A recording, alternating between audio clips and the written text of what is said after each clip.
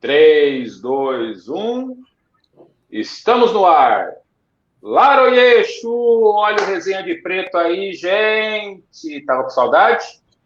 Voltei. Quinta-feira passada deu uns lesco-lesco, deu uns problemas, e nós não tava aí, nós voltemos. Pessoal, muito boa noite a todas, a todos. Esse ano, como eu tenho dito para vocês, né, não está fácil para ninguém, mas eu vou te dizer, estar no Brasil é loucuragem, é loucuragem. Vamos falar sobre o fato de arma e alimento ser a mesma coisa para algumas pessoas, né? Isso é problemático, né? Problemático. Vai ter vacina? Não vai ter vacina?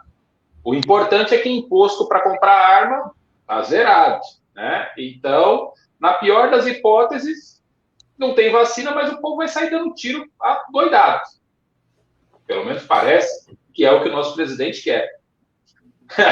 Já cheguei sentando o pé na porta, porque hoje a conversa vai ser com essa figura, para dizer, no mínimo, polêmica, né, de Balneário Camboriú, um digital influencer que vem causando aí na região, aqui no Vale e no litoral.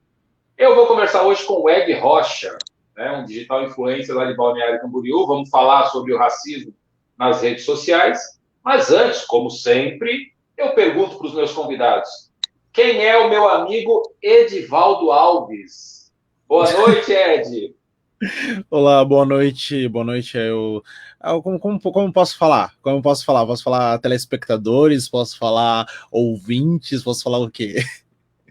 Bicho, eu tô igual o da Atena. Tá me vendo é telespectador. Tá me ouvindo é ouvinte. Ok, então. Ok, então, boa noite a todos. Então, quem que é o Edivaldo, cara? O Edivaldo, na verdade, ser bem sério pra você, eu não sou muito familiarizado com o Edivaldo. Sou familiarizado com o Ed, né? Com o Ed. Cara, o Edivaldo, ele é uma criança, então vamos falar assim, porque eu mudei meu nome social, né, o nome que eu me apresento para as pessoas. Eu fiz essa mudança quando eu tinha os meus 9 anos de idade. Então, ele era uma criança que sofria bastante bullying por causa do nome. E ele não tinha uma aceitação muito boa por causa do nome. Ele não tinha uma aceitação muito boa. E depois de um tempo eu comecei, quando criança mesmo, eu comecei a colocar só as duas iniciais, né? ED. E começou a pegar, e eu só comecei a assinar por ED. Por ED, por ED, por ED, por ED, e ficou assim. Ao ponto que quando ficou uma época, quando eu ia pra escola, era muito louco, porque não ia pra escola, logo no começo do semestre, a gente chegava na diretoria e falava assim, ó, queremos que na chamada seja chamado por Ed, e não por Edivaldo.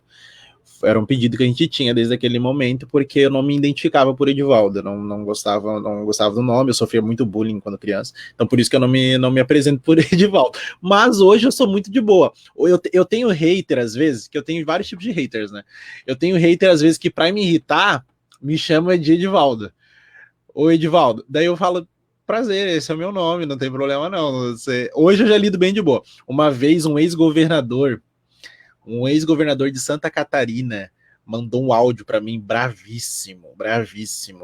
E daí ele chamou, o Edivaldo, o seu Edivaldo. Eu acho que ele estava tentando me afrontar, eu acho que não funcionou. O Edivaldo criança talvez se preocuparia. Hoje o Ed adulto não se preocupa, não. Tá certo. Tua internet tá travando aí, hein? Eu tô avisando. Tá travando? Volney, meu Sério? Lindo, meu querido gremista, tá travando. Tá travando. Meu querido gremista, tua hora vai chegar, ó, em homenagem, eu nunca consigo ganhar, né? Então, em homenagem, hoje eu tô aqui com meu canecão, meu cunhado Beto me mandou esse canecão, e vou dizer que aqui dentro tem água que o passarinho não bebe. Volney, beijo. Jean, o Jean, eu vou te dar uma carteirinha, Jean. Você é parça. É o meu minion de estimação. Eu adoro o Jean. O Thiago Dubi te mandando um grande beijo. Iratã, grande Iratã, nosso poeta. Estou aqui ligado na live. Boa noite. Onde é que vê os comentários? Os comentários só no Instagram, só a diretoria vê, meu filho. Só a diretoria. Só a diretoria. Eu não consigo ver. Só a diretoria vê, tudo bem, então. Vai. A dona da pensão está lá assistindo, a Nelise, boa noite, minha linda, oi! Manda o João dormir daqui a pouco, hein? Vai dar hora, o João tem que dormir. Gente, não esquece de compartilhar, não esquece de curtir, não esquece de mandar mensagem para todo mundo. O tema é importante. Hoje, Dia Internacional dos Direitos Humanos, a gente vai falar sobre o tema, vamos falar como é que se aborda esse tema nos dias atuais. Mas Fernando Krieger, meu bruxo, melhorou da Covid, meu lindo? Priscila presente. Sancila Bianca. Bom, apareceu Priscila presente. Pessoal, assim, ó, o Ed, ele é um digital influencer, é uma nova profissão que está posta para nós aí, é a tecnologia, é a modernidade do momento.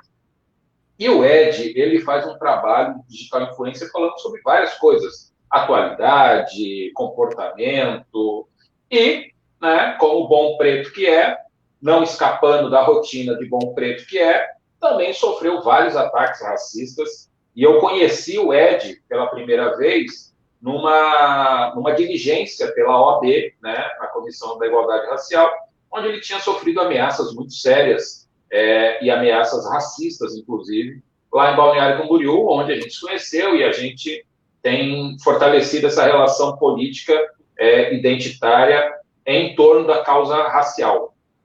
Me diz o seguinte, Ed, como é que é ser digital influencer preto nesse mundo tão branco que é a internet?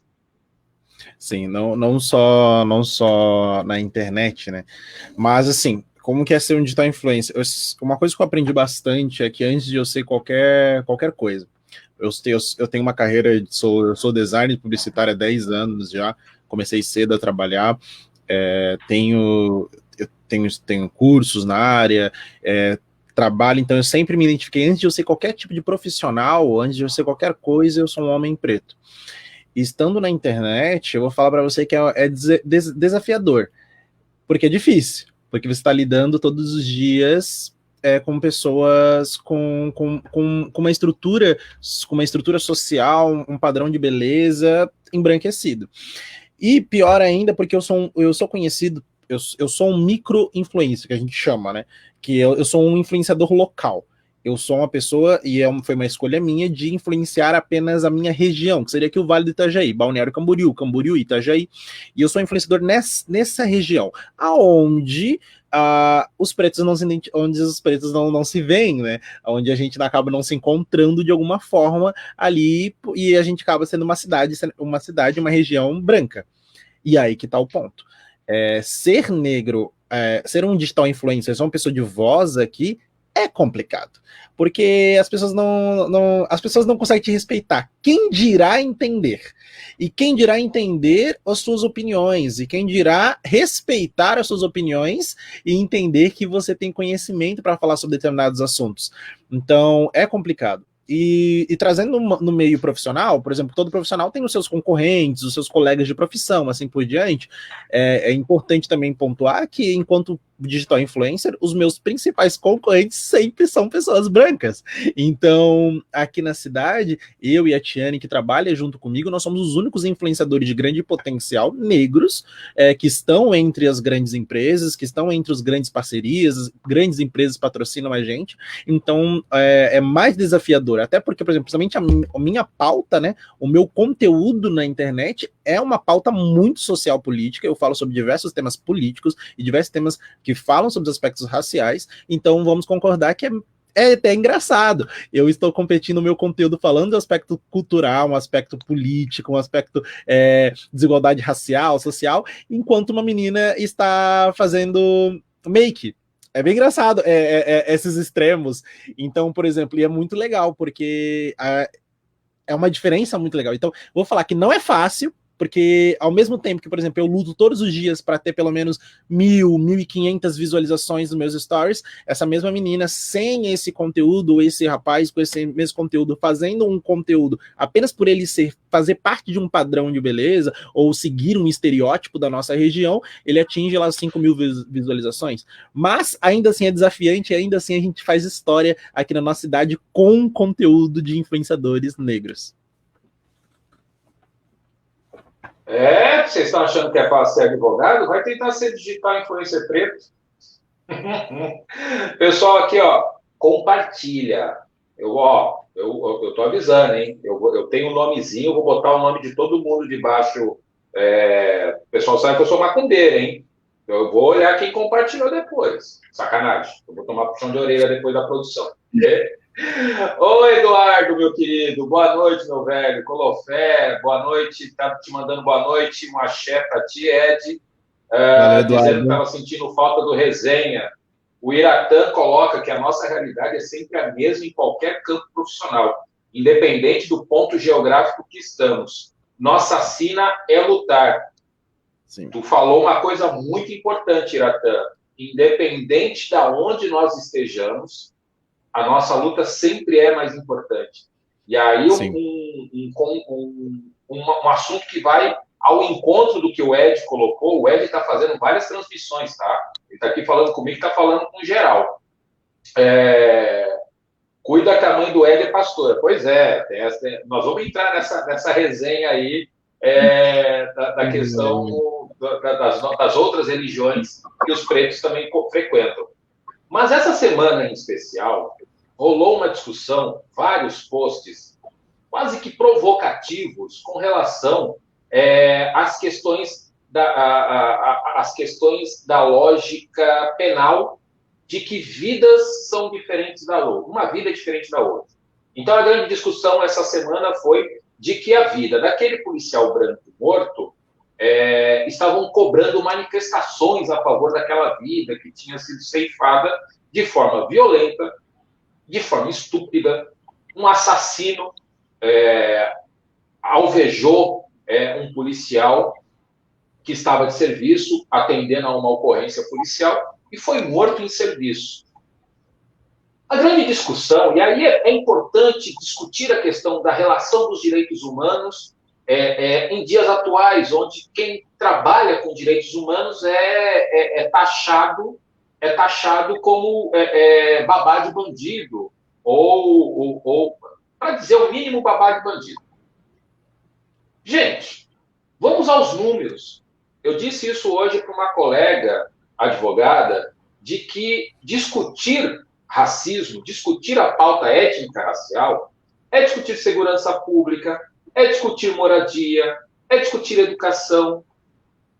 E aí, levando isso em consideração, eu trago um dado para vocês, que é importante para quem ficou ressaltando que a vida daquele homem branco, policial que foi morto essa semana, estavam cobrando que não havia uma comoção, que era um absurdo só ter vidas negras importam, mas todas as vidas importam.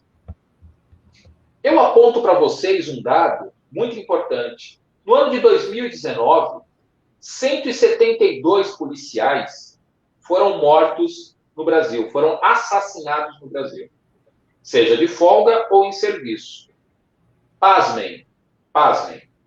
De cada 3 policiais mortos em serviço ou de folga, 2 eram pretos. Na outra ponta do fuzil, na outra ponta da pistola, está o corpo negro, está o corpo do jovem negro, está o corpo do jovem negro que não atinge 24 anos de idade. De cada 10 jovens mortos de forma violenta, 8 são negros. Há uma crueldade por trás dessa discussão, porque discutir a questão étnica-racial, ela necessariamente sempre vai passar por questões sociais. Sempre. E o Ed levantou muito essa discussão ultimamente. Então, Ed, como é que tu, aí em Balneário, que é uma cidade predominantemente branca, na verdade, Santa Catarina é um estado predominantemente branco, Como é que você discute, como é que você aponta as discussões aí em Balneário, que acaba sendo quase... tem alguns problemas um pouco mais sérios. Teve até um caso essa semana aí de um justiceiro contra maconheiros e pessoas gays, né? O cara fazendo justiça com as próprias mãos, né? Me fala aí.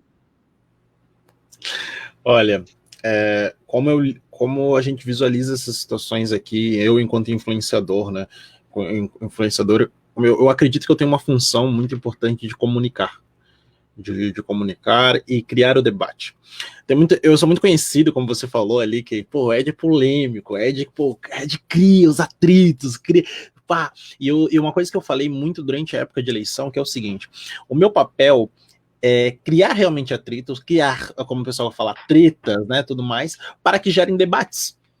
E que esse debate seja, de alguma forma, forme mudanças. Então, por exemplo, como a situação do policial, vamos pontuar, a situação do policial, nenhum momento a gente fala que essa vida não importa. Nenhum momento a gente fala que essa vida não importa ou que essa vida vale menos. Na realidade, só que um ponto que a gente tem que chegar aqui é entender que ambas, a única coisa que uma ligação tem, por exemplo, com o caso que aconteceu lá em Porto Alegre, a única relação que eu acredito que exista é que ambos têm uma família chorando no caixão.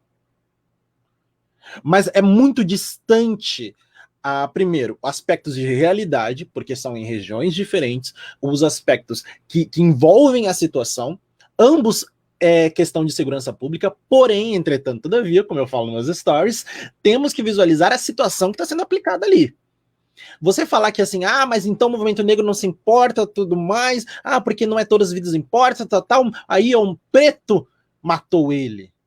Daí vamos lá. Então, vocês querem então trazer por esses dados, a gente vai vir o aspecto de dados. Então, se você quer falar o seguinte, vamos lá. Então, de acordo com os dados, você pode me corrigir se estiver errado, mais de 75% dos homicídios no Brasil são de pessoas pretas. São pessoas pretas ou pardas. E daí a gente entra de 8 a 10 jovens mortos violentamente são pretos ou pardos. Isso chegando até os 24 anos. Eu que tenho 24 anos, já estou, meu Deus, sou extremamente privilegiado só por estar vivo. Então, em nenhum momento a gente fala que essa vida não importa, essa vida importa. E a gente não está falando que policiais não morrem. Entretanto, todavia, vamos colocar de novo uma pauta aqui, que eu acho muito legal, porque eu sempre falei no meu Instagram, eu falo, gente, eu acho muito engraçado que a gente tem que realmente sentar, parece que a gente tem que sentar com criança e explicar, olha, é assim, assim, assim, vamos separar as situações. A gente tá falando primeiro de um policial que foi morto, a vida dele vale muito, vale igual como todas as outras vidas. O ponto que a gente tá chegando aqui agora era um policial em serviço, ele está em combate sendo policial. E é uma coisa que a gente tem que aplicar, né?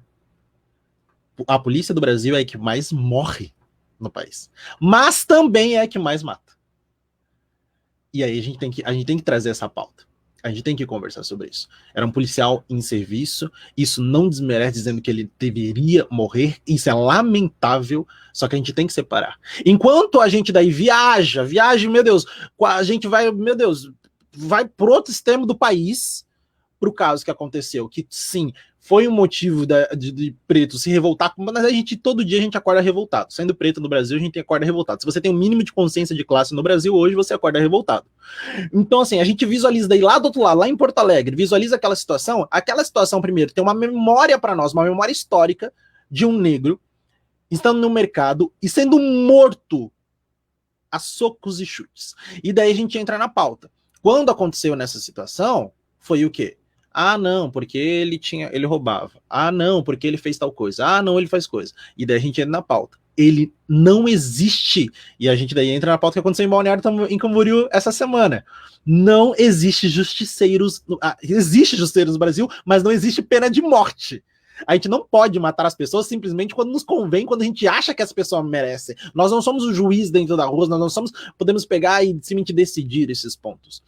Então, enquanto influenciador, o meu papel é pegar essas pautas, buscar conhecimento, e é por isso que o Marco, você sabe muito bem que toda vez eu te encho o saco. Marco, dá uma lida sobre isso aqui, me diz qual que é a sua opinião. E assim, a mesma coisa que eu falo com você, Marco, eu falo com a Monique, que é presidente da Frente Negra aqui da região. Eu sempre procuro buscar conhecimento para que eu possa apresentar para o meu público. Ainda que eu te falasse com 10 pessoas, mas não, eu tenho hoje 10 mil seguidores, hoje, diariamente, a gente atinge uma média de 1.000 pessoas, todos os dias assistindo nossos stories, a gente ainda fala com as pessoas, e de alguma forma, a gente pode ser fator de mudança na nossa sociedade, trazendo esse tipo de debate, fazendo as pessoas saírem dos meus stories com um pensamento, caramba, o que aconteceu? Não, vamos discutir. E que converse isso na mesa e que gere esse debate, porque esses debates geram mudanças. E esse é fundamental. Por isso que eu digo, o papel do influenciador não é apenas indicar para você comida para você comer, roupa para você vestir. O papel do influenciador também é influenciar as mudanças na sociedade, no âmbito que ele vive. O Tiago, ele coloca aqui para a gente, né, que tem que ter empatia para entender o racismo, se colocar no lugar do outro e se esforçar para tanto. A minha mãe, Eked, Valquíria, beijo, mãe, Colofé, mãe. A Cissa, minha irmã de terreiro também, doutora Cissa Serafim. O projeto Inocência, em pesquisa recente, chegou ao seguinte número: quase 80% das condenações são baseadas em reconhecimentos errados, simplesmente pelos homens serem negros.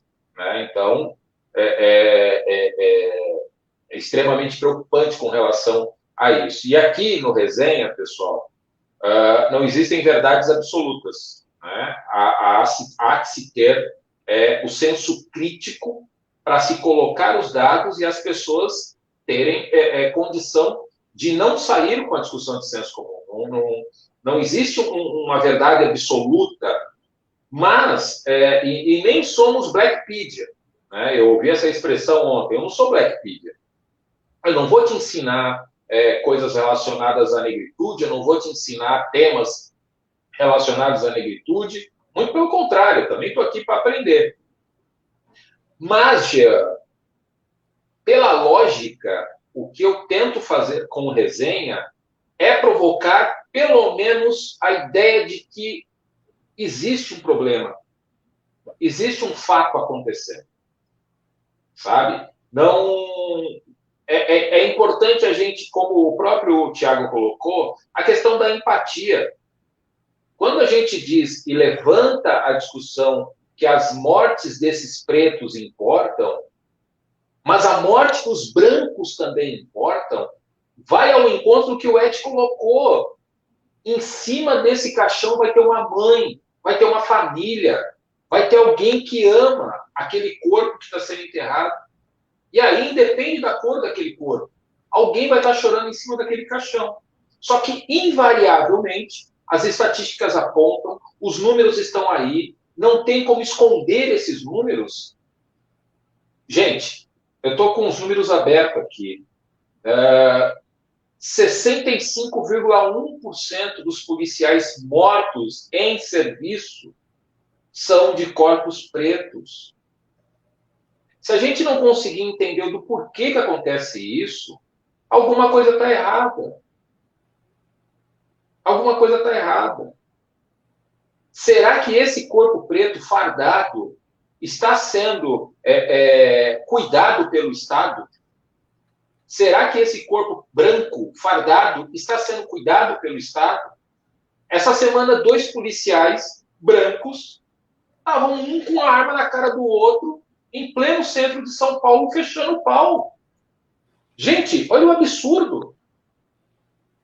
Olha o quanto doente esses policiais estão. E nós precisamos prestar atenção na nossa força de segurança pública. Nós precisamos prestar atenção o quanto doente essas forças policiais estão. Eles precisam da nossa atenção e eles têm a nossa atenção. Infelizmente, como quase tudo no Brasil hoje, sempre se joga para a questão ideológica. E aí é uma questão ideológica e simplesmente fica na questão ideológica e deu. Eu não ouço a vítima. Eu, inclusive, criminalizo a vítima. Então o cara do Carrefour foi morto, mas ele era um bandido, ele tinha uma ficha corrida imensa. A menina foi estuprada, mas ela andava de mini saia, ela não se comportava como a sociedade quer que ela se comporte, né? Então, pensa como é complicado isso, né? Então, é essa a nossa reflexão, é por isso que a gente sempre vai debater as questões étnicas raciais, porque tem a ver com o corpo branco também. Entender esse corpo branco na macumba, entender esse corpo preto na igreja evangélica, entender como essas pessoas se comungam. E aí, só o respeito não basta. Tem que haver equidade. Todos temos que ser tratados de forma igualitária perante a lei. E isso não acontece. Eu quero mandar um beijo para o Paulinho, ele adora os debates. Beijo, meu lindo. O Iratã, ele coloca o seguinte, que a justiça é inegável, a justiça é inegavelmente injusta quando o banco dos réus tem um homem negro. Lindenberg, boa noite, meu velho. Me diz o seguinte, mudando um pouco de pato para ganso, Ed, e é assim que funciona o programa, e a gente vai voltando nos assuntos, e vai e volta, vai e volta. Como é que é o Ed preto dentro da igreja evangélica, tendo em vista que, teoricamente, né, o corpo preto deveria, entre aspas, bota aspas, isso, muitas aspas, teria que estar dentro do terreiro, por conta do ponto de vista histórico, mas, como o próprio Tiago falou, a mãe do Ed é pastora. Me diz como é essa sua relação com a igreja e como é que é essa relação. Inclusive, tu postou uma coisa bem polêmica, o Paulinho vai até gostar agora, das questões raciais dentro da igreja. Certo. Vamos lá. Eu não sou apenas filho de pastor, filho de pastora, né? Eu sou neto e bisneto. A minha bisavó faz parte do centenário da Assembleia de Deus do Brasil. Eu sou de uma família tradicional, uma família bem tradicional. O meu avô, ele foi um homem que foi um pastor que doou diversos terrenos para a Assembleia de Deus em São Paulo. O nome do meu avô está no histórico da Assembleia de Deus aqui no Brasil. Então, desde que eu me conheço por gente, eu estou dentro da igreja. Na verdade, sabe aquela imagem do Simba sendo apresentado assim para a selva? Sabe aquela imagem? Eu tenho exatamente a mesma foto eu sendo apresentado dentro de uma assembleia. E nisso, eu tenho tios pastores, tudo mais, e a minha mãe. Dentro da Assembleia de Deus e é muito importante entender que a igreja brasileira, quando eu falo igreja, eu recebi bastante mensagem, assim, mas não é toda igreja, assim, não, mas quando eu falo de igreja brasileira, eu estou falando não de todas as igrejas, mas eu estou colocando as grandes, os mais representativos, tudo mais. A igreja brasileira é sim um espaço extremamente machista. Na verdade, a religião é um aspecto extremamente machista, porque faz parte da sociedade, a sociedade é machista, automaticamente as igrejas vão ser machistas, assim, e diversas coisas vão ser machistas. A sociedade é machista. Então a igreja, ela apenas alimenta esse machismo. E não permitia, por exemplo, que a minha mãe fosse pastora, porque a Assembleia de Deus não permite uma mulher ser pastora. E nisso a minha mãe, eu me lembro que ela veio para Santa Catarina já com todas as problemáticas de ser uma mulher com 4 filhos solteira. Então, dentro da igreja, isso é uma problemática gigantesca. E nisso a minha mãe era extremamente vista de forma errada, meu Deus, preconceituosa, uma mulher negra vindo para Santa... Imagina uma mulher negra vindo para Camboriú com 4 filhos, tudo pretinho, solteira, sem nada. Então, a problemática foi gigante. Nisso, a minha mãe veio para cá e foi onde ela fundou a igreja hoje, qual ela é pastora presidente, pastora fundadora. Hoje nós somos mais de 3 igrejas espalhadas, nós temos igreja em São Paulo, tudo mais, e nesses pontos. E onde entra o Ed, você enquanto pessoa preta dentro da igreja. Cara, eu fiz uma crítica essa semana, porque é uma crítica muito, muito importante que é necessário fazer, porque eu faço o famoso apoio crítico. Eu sou uma pessoa cristã, sou uma pessoa que tem a minha fé cristã, porém, entretanto, todavia, como eu gosto de falar, eu tenho um apoio crítico à igreja, porque a igreja hoje se tornou casa, abrigo e um racista friendly, onde os racistas estão, onde os racistas se formam presente e nada é feito e não é gerado esse debate, não é gerado essa discussão, não é gerado. E para mim isso é extremamente problemático. Esses tempos, um pastor conhecido aqui na nossa região de Brusque, eu acho que é Brusque, esse pastor é Blumenau, não sei dizer qual que é o ponto desse pastor. Esse pastor compartilhou uma imagem de um grupo de supremacia branca no seu Facebook, falando que estava correto mesmo, porque eles têm que defender os comércios, sabendo que aquela imagem era de supremacistas brancos nos Estados Unidos. Logo quando debate, e depois passa alguns dias, esse mesmo pastor compartilha no seu Facebook que sim, o vô dele era um amigo de Hitler, era uma pessoa próxima a Hitler, ele não tinha vergonha, porque Hitler foi um grande homem, um grande... Se eu não consigo, não sei, isso é uma problemática gigantesca. A gente tá falando de um pastor. A gente tá falando que essa pessoa influencia outras pessoas. Então, assim, daí a gente entra no aspecto político também. Aí a gente sabe que hoje o presidente que se encontra, ele foi eleito com grande apoio da bancada evangélica. E essa mesma bancada evangélica passa pano, isso eu tô pegando leve se eu falar passa pano, porque a gente pode pegar um pouquinho mais pra frente. A gente não apenas passa pano, mas a gente alimenta e fomenta o racismo. A bancada evangélica fomenta o racismo. Então, assim, eu acredito assim, que como é o meu posicionamento sendo uma filha de pastor, eu faço o que eu posso. A minha mãe participa quando é necessário dos movimentos negros aqui. Minha mãe se posiciona enquanto mulher preta, fundadora. E eu falo, a minha mãe é uma posição feminista incrível na minha cidade. Porque a minha mãe pode ter, ela é pastora, assim, ela segue diversos dogmas, mas a minha mãe ainda é uma mulher preta, numa cidade como Balneário Camboriú, fundadora, uma mulher que tem sim, meu Deus, minha mãe aqui em Balneário Camboriú, ela tem um respeito político gigantesco, as pessoas têm um respeito porque minha mãe tem um projeto social com crianças haitianas, indígenas, minha mãe é uma estudante de psicologia, então nesses pontos, a minha mãe, ela combate o racismo apenas, como eu conversei com você, Marco, esses dias, apenas por ela existir. Só por ela existir, o corpo dela já é um corpo de afronte político. Então, só pelo ponto dela existir, já é um afronte ao racismo.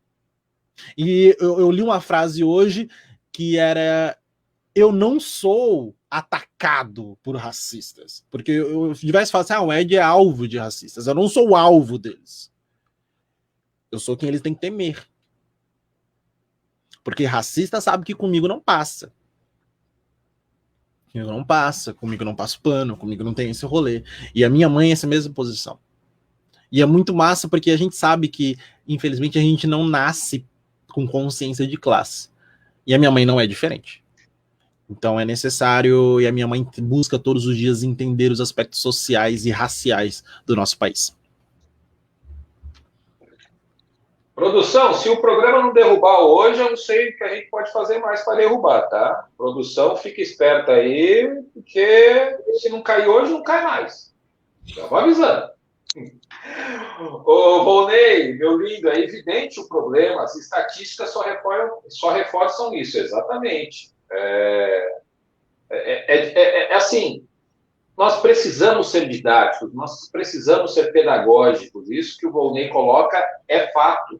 As estatísticas estão aí, querer discutir com os números é bobagem, é ficar dando murro em ponta de faca.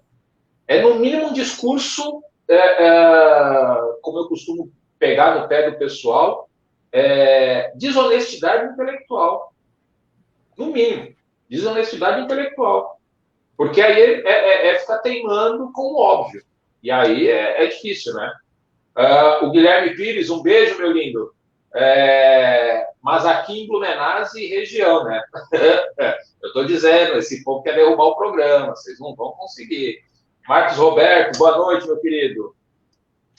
E é muito legal o Ed colocar essa questão da igreja, porque eu sempre bati muito nisso, né? Uma coisa é a religião, que é poder. Toda religião busca poder, né? Seja o pastor, seja o pai de santo, seja o padre, se não estiverem conectados com a religiosidade, o trabalho não está sendo bem feito. E a partir do momento que tem esse trabalho da religiosidade, o respeito às religiões, isso vai acontecer e vai ser natural. Elas vão existir de forma muito equitativa, inclusive. Então, assim, é muito bacana quando a gente trabalha a questão da religiosidade das religiões, independente de qual seja. Independente de qual seja. E no caso da mãe do Ed, inclusive, sendo mulher preta, solteira, né, criando 4 filhos, então imagina o trabalho e o poder que essa mulher teve que ter, se empoderando, está na moda falar isso, se empoderando para fazer com que tudo desse certo. Foi fácil? Não foi. Os filhos viraram bandidos? Não viraram. Isso é ponto de partida para dizer que os outros fracassaram? Não.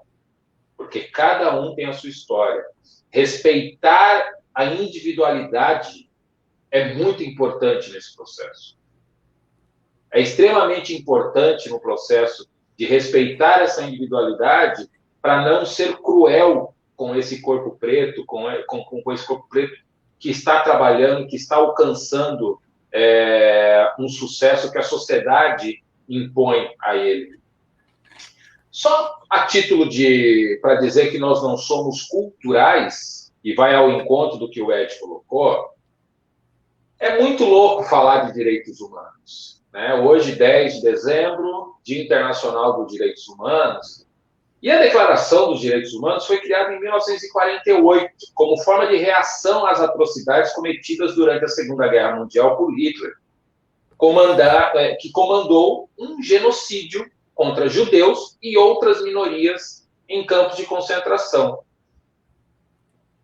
Qualquer semelhança com a realidade atual não é coincidência. Hitler mandava matar judeu, hoje tem judeu que morre. Hitler mandava matar pretos, é o que a gente sempre está batendo na tecla aqui. Hitler demonizava todos aqueles que se diziam comunistas ou que se colocavam no contraponto, ou seja, sendo oposição ao governo, eram inimigos mortais e eram tratados de forma a serem dizimados da face da terra. Era homofóbico, não podia, era crime assumir a homossexualidade. Qualquer semelhança com os dias de hoje não é mera coincidência. E não é mera coincidência que hoje a principal liderança política do país seja contra os direitos humanos. Não é coincidência. Não é coincidência quando a gente trabalha esse tipo de temática e esses apoiadores dessa liderança política têm esse discurso de que ser de direitos humanos, trabalhar direitos humanos, é coisa de comunista, é coisa de esquerdalha, e aí os adjetivos são infindáveis. O Iratã coloca aqui para gente, quem diz que o racismo não existe no Brasil deve ser de outro planeta. Não, são desonestos intelectualmente mesmo, Iratã, ou são racistas. E aí fica uma cutucada nos flamenguistas. O Jorge Jesus aí dizendo que está na moda falar sobre racismo. Não é que está na moda não, Jorge Jesus. Não é que está na moda. É que o bicho está pegando. Até o Neymar, velho, até o Neymar se ligou que ele precisa pautar a luta antirracista. O que aconteceu no jogo do PSG anteontem não foi moda, foi algo necessário, foi algo que precisou acontecer para que a população que estava meio inerte se mexesse um pouco, né? Então, assim, pensando do ponto de vista geral, o Ed, como é que você acha ou como você enxerga a pauta antirracista, principalmente do seu ponto de vista como digital influencer? Como é que você enxerga esse trabalho sendo feito daqui para frente? vamos lá. Como é que eu enxergo? Vamos lá. Tenta reformular, por favor, essa pergunta, porque senão eu vou entrar em um ponto específico. Tenta reformular a pergunta para eu conseguir entender melhor, porque senão eu vou entrar em um outro ponto. Porque se for você falar do antirracismo na internet, é complicado. Complicado. Não, é resenha, querido. Tá, Desenvolva. pode Porque falar. assim, Vamos lá, o que, vamos que eu quero desenvolver. dizer? O que, que eu quero dizer com isso? O que eu quero dizer com isso do ponto de vista que o Ed, como digital influencer, né, sendo um preto digital influencer, recebendo a quantidade de ataques racistas que você recebeu, inclusive essa semana, né? A produção, o Eduardo está dizendo assim, ó, produção, nós vamos até às 11 da noite hoje. Calma, Eduardo, eu tenho que colocar a criança para dormir também, não quebra minhas pernas, não. Como é que você vê o seu papel, tá? Como digital influencer, tendo, por exemplo, na sua rede social, como é o Instagram, mais de 10 mil pessoas seguindo, uma conectividade com essas pessoas de quase 1.000 pessoas por dia. Como é que você vê como é que você enxerga a sua responsabilidade sendo esse preto digital influencer? Não passo pano. Principalmente não passo pano. Não aceito patrocinador com discurso de ódio. É o primeiro ponto. Eu não sei, Pacta. Eu não consigo lidar com um patrocinador que não entende meu trabalho. Começa por aí. No meio dos digitais influencers, a gente precisa, né? A gente sobrevive com os nossos patrocinadores. Vou colocar vocês no nosso trabalho. A gente lida com os nossos patrocinadores, com empresas que querem apoiar a gente financeiramente, com toda a estrutura e tudo mais. Antes de eu fechar qualquer contrato, eu sento com eles e também consta no meu contrato isso, que consta quais são as minhas opiniões. E que eu não vou fugir das minhas opiniões. Indiferente quais são as opiniões do meu contratante, minha opinião vai continuar daquela. Já recebi pedido de patrocinador meu para retirar conteúdo do ar. Falar que ele não concorda com aquilo, não é bom, não é melhor não falar sobre isso. Eu falo, então não é bom para mim ter você como parceiro. Começo por aí. Essa semana mesmo, eu cancelei um contrato por um discurso homofóbico. Pela empresa, pelo dono da empresa, ter um discurso homofóbico, e publicar nas redes. Eu falo assim, mano, não convém eu estar junto. Porque a luta contra o machismo, contra o racismo, contra a homofobia, é uma luta de todos. Não é porque eu não sou gay que eu não vou lutar contra a homofobia. E não é porque você que está me assistindo, você é branco, você não pode lutar contra o racismo firmemente. Começo por aí. Daí a gente entra no outro ponto. Meu papel, como eu já falei para vocês, é informar. É informar, gerar debates, conversar. Na época de eleição mesmo, eu fiz campanha para um candidato que declarasse publicamente uma pauta antirracista. E cobrei passando a eleição após a vitória dele. E foi um ponto. Então, assim, gera um debate também na época de eleição, colocando diversos candidatos, por exemplo, que com discursos racistas, com discursos homofóbicos, com aquele falso discurso, né, de defender a família tradicional brasileira. É um conteúdo que eu faço. E daí a gente entra também agora no terceiro ponto. Hoje eu não apenas sou influenciador, mas como eu administro uma equipe de mais de 12 influenciadores locais. Eu tenho influenciador que hoje responde a mim, porque eu faço a gerência hoje de patrocínio, de parcerias deles, com mais de 300 mil seguidores. Eu tenho influenciadores de 20, 15, 30 mil. Todos esses influenciadores passam por uma entrevista. E todos esses influenciadores recebem a pauta que eles têm que ser antirracista. Que é um tema que eles têm que abordar. E eu cobro. Todos os influenciadores a gente acompanha todos os dias o conteúdo deles. A gente não aceita conteúdo com discurso de ódio. Seja qual for a pauta. E a gente liga para cada influenciador nosso. Nós entendemos a nossa responsabilidade enquanto influenciadores. Eu acho muito legal que as pessoas criaram, não falo preconceito, criaram um rótulo, né, para essa profissão, influenciador, blogueiro, como se fosse uma piada. Ai, você é influenciador, ai, você é blogueiro, muito blogueiro você. Não entenderam a palavra. Nós somos influenciadores. Nós mudamos opiniões de pessoas. Nós, querendo ou não, manipulamos informações. Influenciador é isso. A gente simplesmente passa uma informação muito pesada para você, falando o que você tem que comer, o que você tem que vestir, o que você deve passar no seu rosto. O influenciador tem um papel fundamental na rede social. E isso não é eu tô falando, tem diversos estudos que posicionam sobre isso. Então eu entendo esse meu posicionamento enquanto influenciador, enquanto poder de voz que eu tenho, que daí eu posso trazer pautas sociais, diversas pautas e posso gerar mudanças. Olha que legal, cara, olha que incrível. Daí que entrou, Marco, olha que show. Enquanto influenciador em Balneário Camboriú, eu sou um homem negro. E entenda que eu sou um homem negro bem-sucedido para minha idade, meu Deus do céu, eu sou muito bem-sucedido na minha cidade. Eu sou referência na minha cidade em muitos aspectos. E eu entender a minha responsabilidade e entender quem eu sou, que é um ponto muito importante, porque diversas vezes, até porque a colonização tenta desmascarar o potencial do negro, tenta diversas vezes mostrar que o negro não é capaz, isso faz parte da colonização. Olha que show, Marco.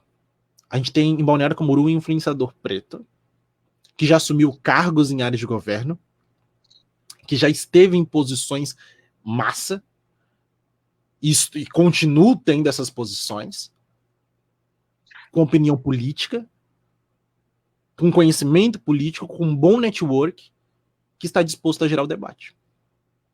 Então esse é o meu papel, e é isso que eu faço para a gente conseguir fazer essa transição. Para a gente conseguir conversar e gerar o debate do antirracismo, usando a minha influência para gerar mudança. Ô, Guilherme, tá gostando dessa conversa, né? Porque você é da sua tua área, né? As tretas que o Guilherme faz é da área do Guilherme, esses negócios aí de internet, das digital, não sei das quantas. Camilinha, esposa do Guilherme, cara, o casal assiste tudo junto, um influencia o outro. A Camila coloca assim: ainda bem que não tá mais no Flamengo, de gente racista ninguém precisa. Boa. O Iratã coloca: belo trabalho realizado pelo Ed, que se posiciona de modo no seu nicho de mercado. E é bem isso. Quando eu convidei o Ed para a gente trocar ideia, foi justamente pegando esse viés, como ele colocou, existe um certo preconceito com relação a essa nova modalidade de emprego, que é o digital influencer, e realmente, para quem não conhece, para quem não sabe como é e vê só muito superficial, é não entender quais são os novos rumos, inclusive do mercado de trabalho. A pandemia mostrou que ou você se conecta com o mundo através da internet também, ou você fica para trás, né? E aí, ficar para trás, querido, é não estar de novo conectado. Levando isso em consideração, eu vi aqui agora algo interessante que fica de pergunta, inclusive, porque a gente está quase chegando no final, que eu até postei essa semana aí também nos meus stories, porque eu também estou metido a digital influencer, tô nada, que foi aprovado na Câmara, na Câmara Federal um projeto que ratifica o texto da Convenção Internacional contra o Racismo. Cara, se vocês forem ver, todos os deputados que votaram contra esse projeto, todos que votaram contra esse projeto, por exemplo, a bancada do Novo em peso votou contra o projeto. Em peso. Me explica por quê. Entende? Me explica por quê. É a nova política. É a nova política de enxergar o poder público como empresa. Então, imagina como é a empresa desses caras quando a temática é étnica racial. Imagina como é administrada a empresa dos papais, das mamães, desse pessoal do Novo, quando a discussão é pautada para a questão do machismo, da homofobia e principalmente da questão racial. Vamos além, vamos além. O nosso querido, excelentíssimo senhor que está lá vendendo roupa em vez de ser presidente, ele taxou, né, os livros em 13%, né, taxou os livros, aumentou a taxação de livros em 13% e isentou a importação de armas de fogo. Percebam que não é uma questão de ser de esquerda, não é uma questão de que o problema é do PT, o problema não está no comunismo, não está. Não é isso, não é esse o tema. Inclusive, daqui a 2 anos, o próximo presidente da República, que oxalá queira que isso aconteça, vai pegar um país destruído. Vai pegar um país literalmente pós-guerra. Levando em consideração que hoje é Dia Internacional de Direitos Humanos, que foi criado num pós-guerra. Meus queridos e minhas queridas, o trabalho que o Ed faz, e o trabalho que vocês fazem, e o trabalho que eu estou fazendo, ainda está muito longe de acabar. O Cláudio Roberto, meu querido Cláudio, tem, através do banjo dele, tem através do cavaco dele, do qual eu estou morrendo de saudade, um trabalho antirracista imenso. Assim como o Paulinho, que está nos assistindo, no violão 7 cordas, sendo um homem branco, vai ensinar para a filha linda dele o quanto é importante lutar contra o racismo. O papel que a professora Camila, uma mulher branca, doutora em música, faz apresentando músicas negras, apresentando a pauta antirracista.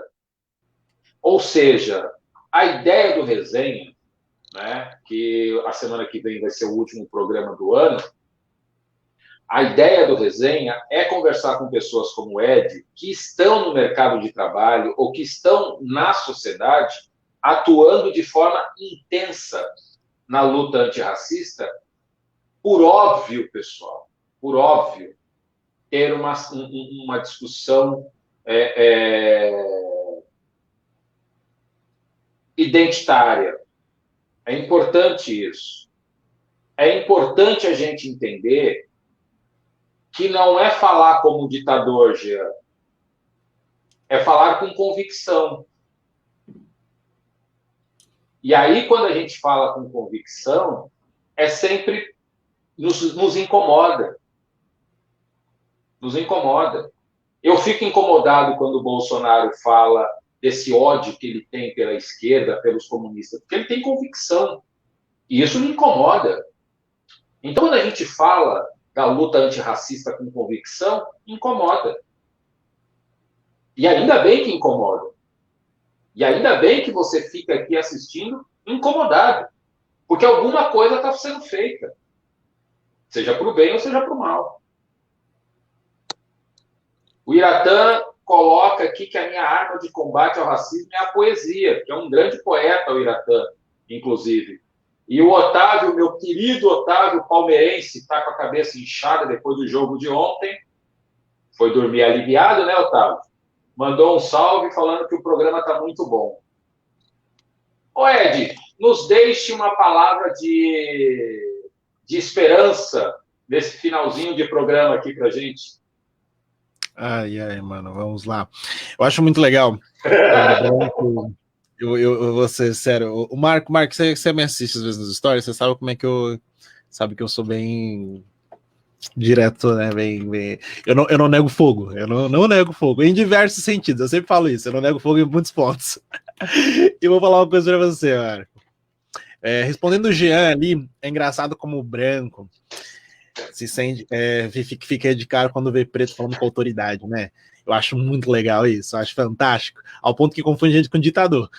Acho que tá engraçado, tá engraçado. Mas não é ditador, não. A gente só sabe falar mesmo. A gente sabe se posicionar, a gente sabe ter oratória, a gente tem estudo. Que é um negocinho bem legal, assim. Eu recomendo estudar, assim. É legal. Mas, Marco, vou ser bem sério pra você, cara.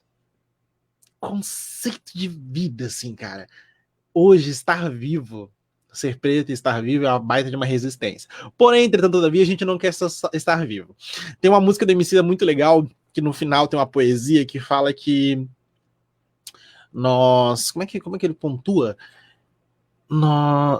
Que nós cansamos de ser palhaços. A gente agora quer ser dono do circo. Essa é a ideia. E a gente está assumindo posições de poder cada vez mais. Cada vez mais.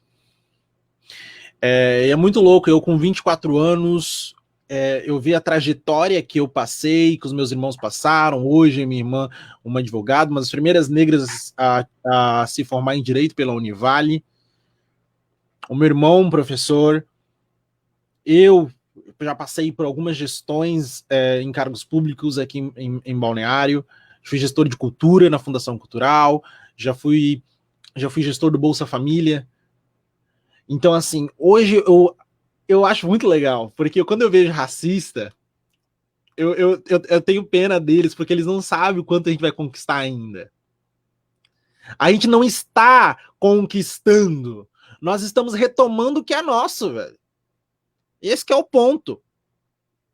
Eu tenho muitas pessoas que pegam e falam assim, ó. Eu acho muito legal, tem gente que fala assim, Ed, o seu sonho virar trabalhar com a internet, e fala assim, eu rio, ô Marco, eu rio. Quando a pessoa pega e fala bem assim, mano,